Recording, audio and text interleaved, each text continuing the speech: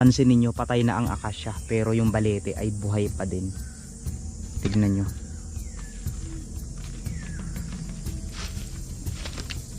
Grabe. May mga nagsisigawang bata.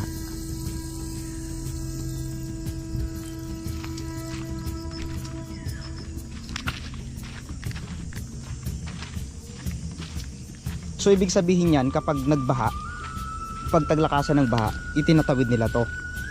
Yan. Pero bago lang ito, anong kayang dahilan bakit nila tinatawid to? Ayan oh. So pwede naman kasing dumaan dito. 'Di ba ang creepy? Tignan nyo naman.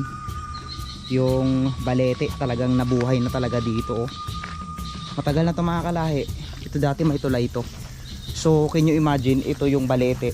Balete na lang yung nag-uugnay dito sa sapa na ito para lang makatawid ang mga tao dito.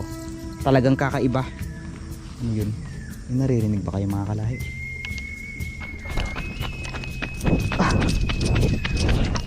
Oh! Pakiramdam ko may mga tumitingin sa akin. May mga isda. Ayun oh, may mga isda mga kalahi. Sa mga naghahanap ng bulaklak ng kawayan, muli, hindi lang bulaklak ang nasaksihan natin mga kalahi. So sa mga naghahanap po ng bulaklak ng kawayan, hindi lang bulaklak, kung hindi pati bunga niya na rin. Ayan oh.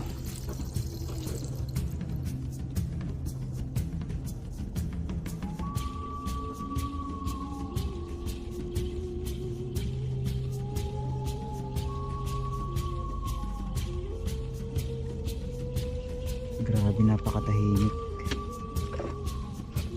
Halos walang tao na dito ngayon. Grabe oh. Bago natin sisimulan ang episode natin ngayon mga kalahi, ay may isang katanungan muna ako natatanungin sa inyo. Naniniwala ba kayo sa biringan?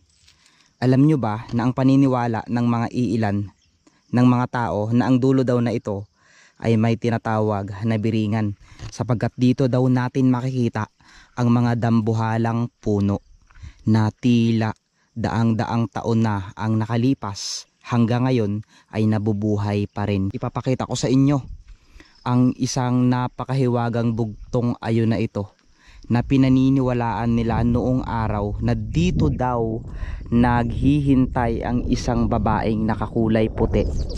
Dito daw madalas nag-aabang sa mga taong dumadaan dito. Bagamat noong araw daw ay hindi ang kalsada, ay mayroon daw ditong maliit na daanan na kung saan etong bugtong ayo lang ang nag-uugnay doon sa daanan na yun. Sapagkat noong araw ay may paniniwala sila na kapag hindi mo daw nadaanan itong bugtong ayo na ito, ay maliligaw ka daw. Sapagkat etong lugar na ito ay napakadaming kwento at mga misteryo na kahit yung mga tao dito ay hindi nila may paliwanag. So ngayon mga kalahi, bago tayo dumako sa episode natin na ginawa sa Antique at Iloilo, dito na natin tatapusin yung mga episode natin sa Iloilo, ay hayaan ko munang ipasyal kayo sa dulo ng lugar na ito na tinatawag nila na biringan. So dito nga natin makikita yung mga dambuhalang puno. So kung excited na kayo, mas excited na akong ipakita sa inyo yung kakaibang senaryo na dito nyo lang makikita. So muli, ako nga pala si Mr. Kalahi, at tara samahan nyo ako sa aking mga kwento, sa mga kwentong bayan na ibabahagi ko sa inyo. Bagamat may mga taong hindi naniniwala sa mga kwentong bayan, ay hayaan na lang natin sila, sapagkat wala naman talaga silang alam tungkol sa history ng ating bayan. So kung sa Biblia nga, 'di ba? Hindi natin sila nakita pero nabasa natin, pinaniwalaan natin. What if sa mga kwento pa kaya ng mga matatandang nabuhay noong araw at nakasaksi sa mga pangyayari, 'di ba? So tara, samahan niyo ako mga kalahi.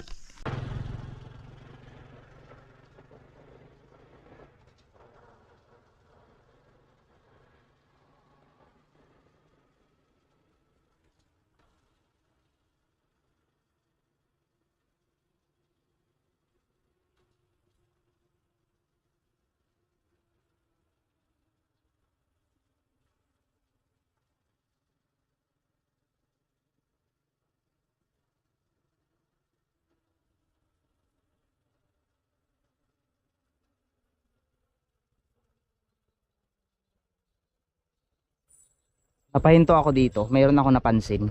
Sana napansin nyo rin. Grabe, napakaganda dito mga kalahi.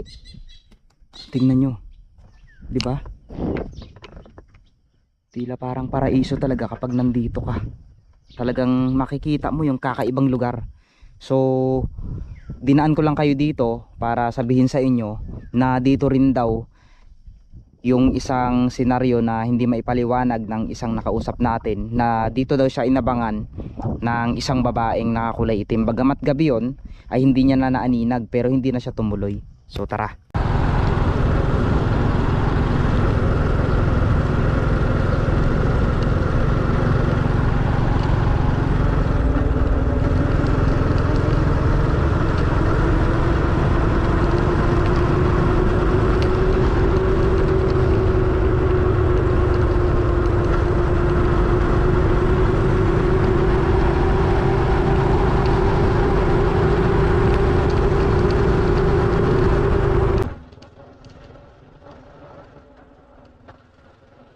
Ayan mga kalahi, nararamdaman na natin dito sa dulo na to ay talagang napakalamig.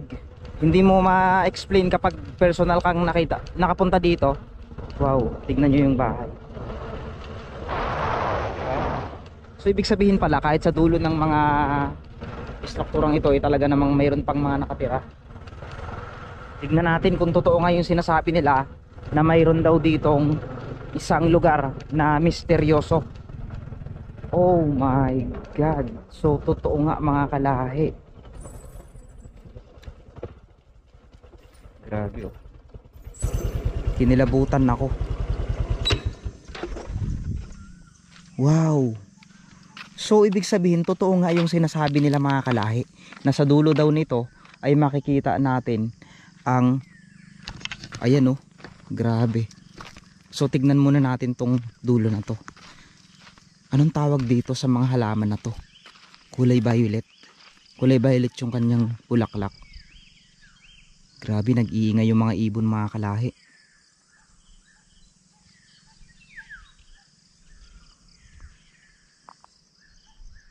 Halatang halata talaga sa lugar na ito na maraming mga kakaibang elemento na nag-aabang sa atin. Pero ngayon nga ay saksihan natin at puntahan natin ang mga dambuhalang kahoy na dito daw natin makikita. Papasok na tayo. So ito na yung sinasabi ko sa inyo na mga malalaking puno na hindi ko alam bakit napaka hiwaga talaga ng lugar na ito. At talagang sabi nila, aray, kinakatakutan daw talaga nila ito. Wow, tignan nyo naman, diba? Sino naman kasi ang hindi mamangha sa ganito kagandang lugar? Hindi ka matatakot pero mararamdaman mo yung mga presensya ng mga taong nakatira dito or elemento. Grabe. So can you imagine may gantong lugar dito?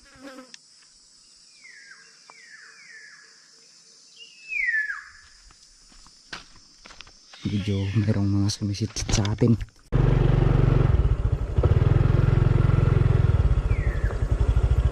Wow, ang lamig. Grabe. Ang lamig dito mga kalahi.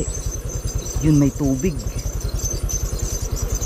Oh no, oh no.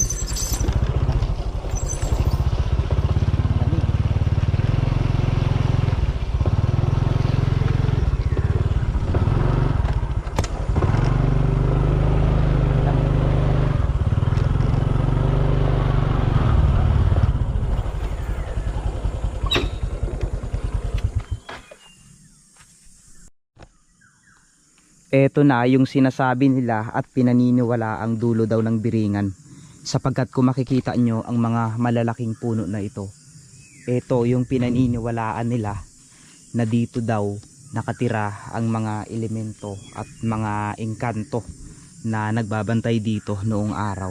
Bagamat yun ay kwento-kwento, ay hanggang ngayon nabubuhay pa rin, lalo na sa mga taong nakatira dito. Pero isa lang mga kalahi ang napansin ko, hindi na akasya ang nabubuhay dito sapagkat binubuhay na lang siya ng isang balete. Pansin niyo, patay na ang akasya pero yung balete ay buhay pa din. Tignan nyo.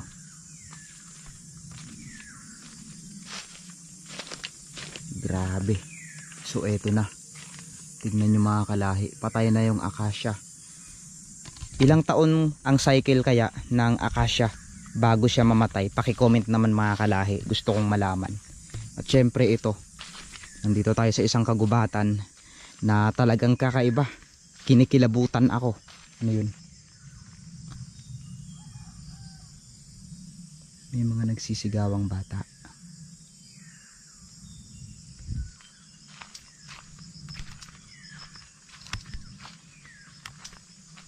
Ano yun? Wow, grabe. Tignan nyo naman. Hindi basta-basta ang taas na to mga kalahi. Ang laki na to.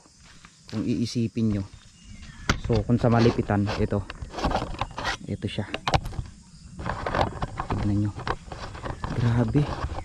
Can you imagine may ganito kalaking, ayan, ang laking puno, diba? Kahit siguro yakapin ko ito, siguro mga tatlong ako na paulit-ulit na. Ang tabi-tabi lang po. Ay putik, grabe. Tignan nyo. Grabe. Sana hanggang sa susunod na henerasyon ay mabuhay pa rin tong akasya na to. Grabe. So dako naman tayo dito sa area na to. Ito noon mga kalahi yung kinakatakutan ko. Dahil talagang masasabi mo talagang kakaiba yung lugar. Sapagkat ayun, ano yun, meron talaga akong mga naririnig dito dati. Hindi ko nga alam bakit ngayon kusa na lang silang nawala. Tignan nyo naman, ang creepy. So may tulay tayong makikita dito. Ayan. So ibig sabihin yan, kapag nagbaha, pag taglakasan ng baha, itinatawid nila to. Ayan. Pero bago lang ito, anong kayang dahilan bakit nila tinatawid to? Ayan oh. So pwede naman kasing dumaan dito. 'Di ba ang creepy? Tignan nyo naman. Yung balete talagang nabuhay na talaga dito oh. Matagal na to mga kalahi. Ito dati may tulay ito. So can you imagine, ito yung balete. Balete na lang yung nag-uugnay dito sa sapa na ito para lang makatawid ang mga tao dito. Talagang kakaiba. Ano yun? May naririnig ba kayo mga kalahi?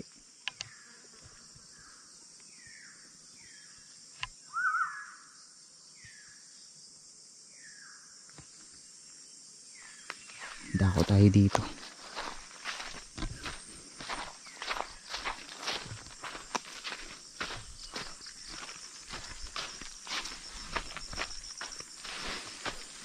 Tabi-tabi lang po. Panigurado, maraming mga engkanto ang mga nag-aabang at nakikita tayo ngayong araw na to. Wow, ang creepy. Grabe mga kalahi, tignan nyo. Ang creepy ng lugar. Ayan oh. Pakiramdam ko may mga tumitingin sa akin. May mga isda. Ayun oh, may mga isda mga kalahi.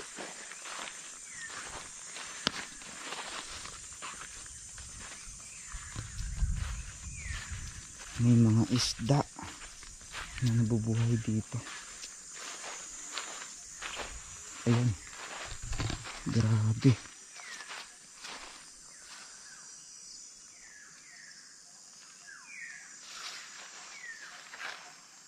Ang lalaking puno. Dito talaga sila namuhay. At kung mapapansin nyo yung mga puno, talagang grabe. O sa mga naghahanap ng bulaklak ng kawayan, muli, hindi lang bulaklak ang nasaksihan natin mga kalahi. So sa mga naghahanap po ng bulaklak ng kawayan, hindi lang bulaklak, kung hindi pati bunga niya na rin. Ayan oh, bunga ng kawayan mga kalahi.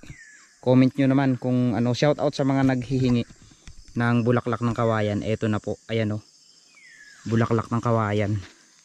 So dito sa amin napakarami niyan, pero madalang yung makita. Sa mga liblib lang talaga na lugar ito makikita. So ayan, bulaklak ng kawayan. Ito yung dahon niya oh, para may pakita ko sa inyo. Ayan, di ba? So iwan muna natin yan kasi wala tayong pamalit. So tara mga kalahi, dahil dyan at naikwento ko na rin sa inyo yung tungkol dito sa sinasabi ko, ay dako naman tayo sa Iloilo kung ano nga ba ang kaganapan namin doon, para makita nyo rin kung ano yung naganap sa amin nung nakaraan. So ready na pa kayo? Kung ready na, maraming salamat sa panonood nyo sa episode ko na ito. Okay, in 3, 2, 1